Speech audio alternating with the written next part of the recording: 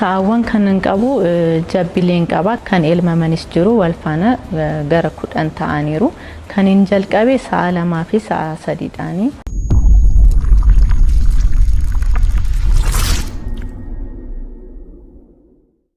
Assalamualaikum warahmatullahi wabarakatuh. Kam jirtu kabajamtoota fi jaalatamtoota hordoftoota gabayaatu fi nageenyi keessan badhaadhaan nagaa jira. Alhamdulillah egaa kabajamtoota fi jaalatamtoota hordoftoota keenya ammas walitti deebinee jirra odeeffannoo haarawaa fi wanta barnootarraa argattan jedhee qabadhee isinii jira. Warroonni yeroo jalqabaatiif gara YouTube channel kanaaf ta'an subscribe gochuudhaan maatii keenya dabalama maatii keenya kan taatan like share gochuudhaan nu cinaan dhaabbadhaa isiniin jedha namni kamuu viidiyoo kana osoo hin daawwatin kan daawwachuu otoo hin seenin dura like namni kau like mallattoo like tuqaati video kan daawwachuutti seenaa jechuudha. Egaa yoo odeeffannichi isinitti toledha kana gochuu kan qabdani odeeffannoon isin biraan gahaa jiru kan ammoo isin darbaa jiru odoo isinitti hin tolle nu jajjabeessaa kan ammoo like nu godha jechuun gaariidha miti. Kanaaf yoo isinitti hin tolle yookaan dogongorrii fi hanqinni keessoo jiraate gadi koottaa koomentii barreessaa wanta kana sirreessi wanta kana akkana godhiitii jedhaati yaadaan naa kenna wal jajjabeessaa deemna isin jechuu barbaade yaadni isin biraan gahaa jiru isinitti toleera taanaani maaltu si jadhisiisere like godhi qaba. Kanaaf odeeffannoon isin biraan gahuuf deemu haala jiruuf jireenya yookaan ammoo maal biyya keessa namoonni hedduu yeroo baay'ee kan gaafatan biyya keessatti maal dalaguu qabna yookaan maal yoo dalanne faayidaa qabeessa kuma bu'aa qabeessa taana jedhanii namoota gaafatantu jira jechuudha. Kanaaf fakkeenya tokko isin qabadde biyya keessatti maal yoo daladdan irra bu'aa qabeessa akka taatanii fi namni biyya keessatti dalageetiin hoo jijjiirama arge jira kan jedhu kallattii nama tokko qabadde isin dhufee jira jechuudha. Kanaaf odeeffannoo kana isin biraan gahaa jechuudha. Kanaaf biyya keessatti hojii kamuu yoo dalagan hojii kamtu nama baasaa hojii kamtu nama baafnu hojii kamtu bu'aa qabu hojii kamtu bu'aa hin qabne jedhee namoonni baay'een ni filata.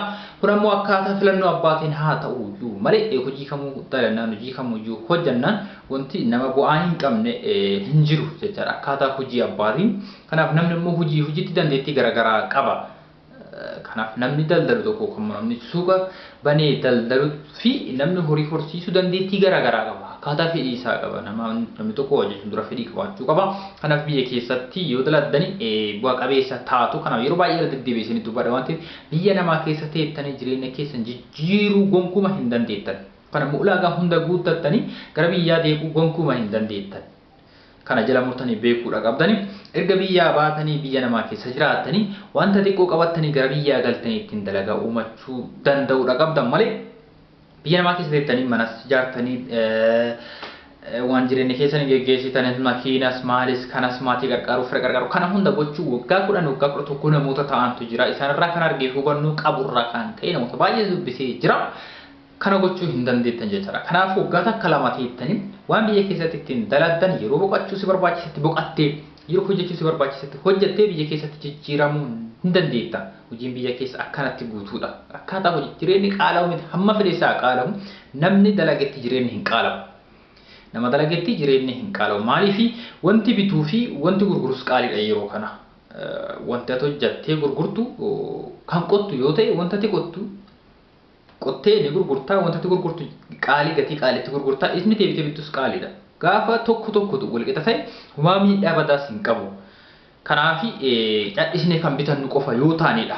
Malee namoonni waa wayii baasee gurguree deebi'ee bitatu kan inni gurgurus tola kan kennu miti yookaan ammoo gatii rakashaan kan kennu miti innis gatii qaaliitti gurguree qaalima sanaan deebi'ee bitataa jechuudha. Kanaaf biyya keessatti galtanii yoo daladdan bu'aa qabeessa taatu kanaaf biyya ormaa keessatti inni jireenya keenya guutuutti jijjiirra namu jettan yaada akkasii qabdan sirrii miti yaada akkasii jijjiiraa isin jechuu barbaade. Fakkeenyaaf irra caalatti horii horsiisuun jira. Horii horsiisuu miti lukkuu horsiisuun jira. Qotuun jira. Even Finfinnee keessatti baadiyyaa naannoo dhaloota keetiitti qottee jireenya kan kee fooyyessuu ni dandeetta. Daldaluu dandeetta. Kunniin hundi akkamitti daldaluu dandeenya kan jedhus akkaataa gaafii keessaniitiin namoota daldalanii daldala sana irratti argaman waamne yookaan ammoo dubbisne akkamitti akka daldalaa jiran bu'aan argatan hoo maal fakkaata meeshaalee yookaan ammoo daldala san daldaluuf ammoo qarshii hammam nu gaafata kan jedhu waliin kan laaluu ta'a jechuudha. Qidistaa Barraa Karrayyuun jedhama kan inni hojjedhu faashin diizaayinar irrattidha akkasumas ogummaa harkaa fi beelladota aannan irratti hojjedha. Ogummaa harkaa kan inni hojjedhu akka kophee fa'aa kophaa dheeraa kan dubartootaa fi kan daa'immanis nan hojjedha akkasumas iskaarbii koofiyyaa fa'aa haguuggaa harkaa fa'aan hojjedha. Hojii harka kanan eegalee gara waggaa 4 ta'eera. Akkamiin jalqabee haati koo duraan hojii harkaa hojjetti sheerraan baradhee ani immoo guddiseetan gara kopheettan fide kophee sana duraanii mucaa koo fan hojjedhe jechuudha. Achitti waamicha adda addaa faa inni waamamu ogummaa harkaatiin kan hojjedhe kan ufuma koo hojjedhe akkuma kennaa isuma kennaa naa baraa deeme jechuudha. Kanumarra keetu namoonni adda addaa na gaafachaa dhufan jechuudha akka isaaniif hojjedhu.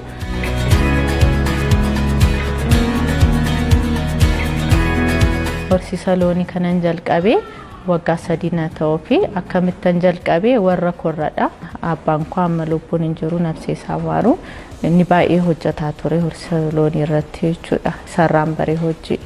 Aannan kana akkamittan dhiyeessaa asumaa fu'een naannoomatti jiraadhu dallaa'umatti ani naannoomatti jiraadhuti dhufanii fudhatu namoonni jechuudha. Saawwan kanan qabu jabbileen qaba kan elmamanis jiru wal faana gara 10 ta'aniiru kan hin jalqabe sa'a 2 fi sa'a 3 dhaani. Qonni magaalaa hin ulfaata garuu ani hin ulfaata jeen keessa koo waan hin amansiisee fi hojjechaa jira. Nyaanni isaanii hin rakkisa amma gatiinis waan baay'ee dabalee fi nyaata horii qonnaa bultoota irras nan argadha. Warshaalee daakuufaa achi deemin gaafadheen argadha.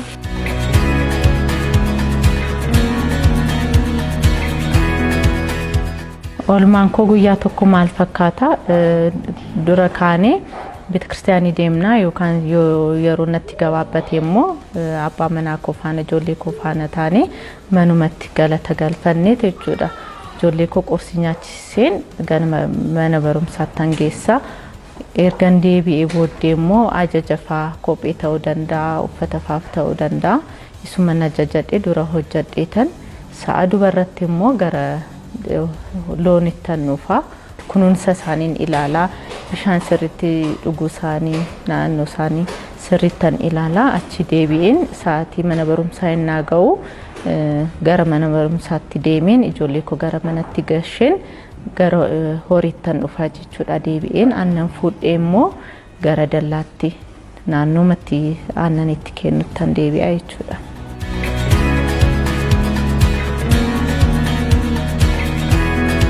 Hojii lamaan kana wal faana deemsisuu fi dhamaadha. Kutannoon barbaachisa. Lammaffaa immoo abbaa manaan koo na gargaara obboleessi koos na gargaara. Kanaaf kutannoodhaan hojjechaa jira jechuudha. Yeroo duraadhaaf jechuudha yeroo jalqabaaf na dadhabsiisaa ture. Garuu ittuma barraan guyyaa guyyaatti ennaatti hojjettu baraawuma deemtaa homaa sitti hin fakkaatu.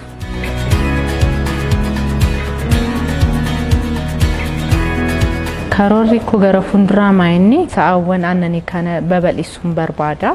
Ogummaa harkaa immoo mana barumsaa iddoo gahaa otoo hin argadhee barsiisuun barbaada. Maaliif kan baratanii hojiin arganneefaa ijoolleen jiru haadholeen jiru isaan faa waan akkana waan barbaadaniif galii waan barbaadaniif ani immoo leenjii isaanitti kenneen jechuudha. Akka isaanis fayyadaman hin barbaada. Egaa akkuma isin jedhe akkuma viidicha irra laaltanitti magaalaa Finfinnee keessatti jechuudha horii akkasitti horsiifti dabalataan immoo ogummaa harkaa qabdi. Hojii lama kan dalagaa lama sadii bakka tokkotti hojjechuun akka danda'amuudhaaf asirraa kan barannu. Lammaffaa immoo magaalaa Finfinnee keessatti magaalaa gurguddaa keessatti Finfinnee haa ta'u Adaamaa Shaashamannee haa ta'u magaalaa barbaadan keessa teettanii horii horsiisuu akka dandeettani. Horii horsiisan irraa immoo bu'aa argachuu akka dandeettan. Lammaffaa immoo hojii takka qofa osoo hin taane hojii dabalataa daldala biraa keessatti hirmaachuu dandeetta. Horii horsiisuun cinaatti jechuudha.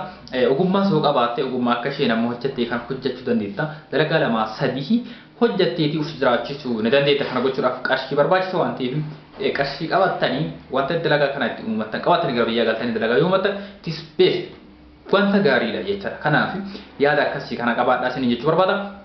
Akkuma jalqabaatti isin kaase namni keenya biyya keessatti hojiin dhabee osoo hin taane akkuma dura isin jedhee biyya keessa jirtan sana caalaa biyya kana keessatti dalagaan nafiidha jira. Garuu jireenya nama keenyaa gadaanaadha ni beekta waan ta'eef dalagaa tokko uumachuu qarshii 100 ta'u 50 ta'u 200 ta'u 30 isa barbaachisa qarshii kana dhabuu irraa kan ka'e dalaguu dhiisoo kana immoo dalaguudha moo jijjiiramuudha malee dalagaan biyya keessaa dhabamee miti isa kanatti akka biittan isiniin jechuu barbaada. Odeeffannoo garaagaraa baay'eedha.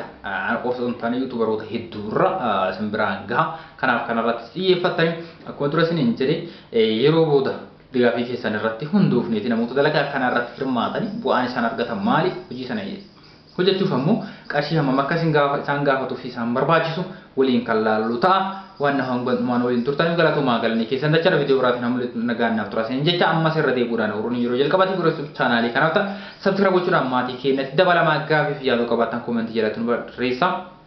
Dabalataanis gara keessatti namoonni qunnamuu barbaadan lakkoofsa WhatsApp kootii beekoo barbaadan duwwaa 970 lakkoofsa kanaan yoo bilbiltan qajeelaa bilbiluu fi fuula sooshaal miidiyaa kamuu irratti na argachuu ni dandeettan isiniin jechuu barbaada. Ammas irra deebi'uudhaan sabskiraayib godhaatii maatii keenyatti dabalamaa isiniin jechuu barbaada.